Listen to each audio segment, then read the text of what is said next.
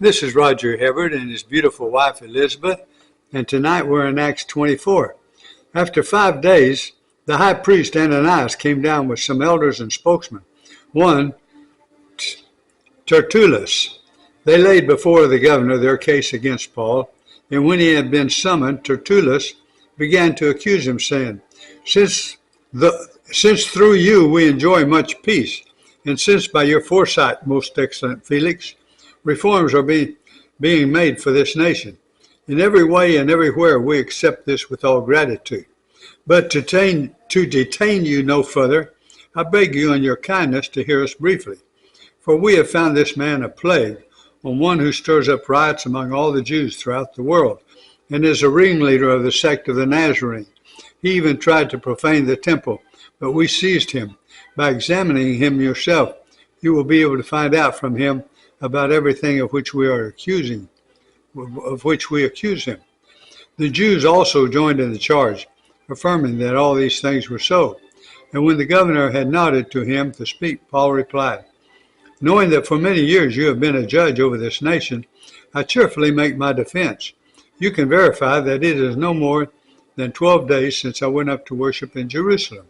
And they did not find me disputing with anyone or stirring up a crowd, either in the temple or in the synagogue or in the city.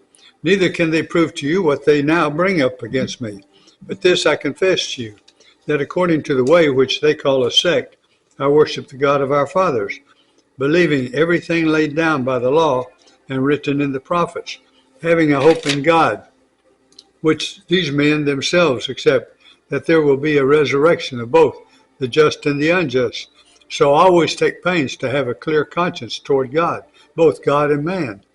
Now after several years I came to bring alms to my nation and to present offerings. While I was doing this, they found me purified in the temple, without any crowd or tumult. But some Jews from Asia, they ought to be here before you, and to make an accusation, should they have anything against me. Or else let these men themselves say what wrongdoing they found when I stood before the council, other than this one thing that I cried out while standing among them. It is with respect to the resurrection of the dead that I am on trial before you this day.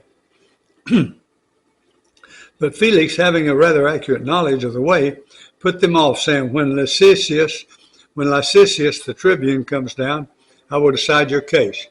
Then he gave orders to the centurion that he should be kept in custody, but have some liberty, and that none of his friends should be perverted from attending to his needs.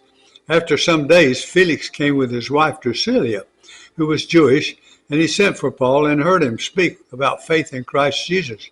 And as he reasoned about righteousness and self-control and the coming judgment, Felix was alarmed and said, Go away for the present.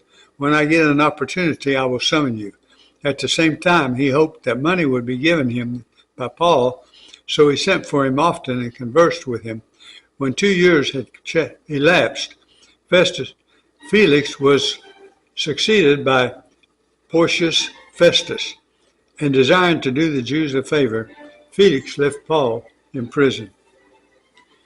And now we're going to go to Revelation.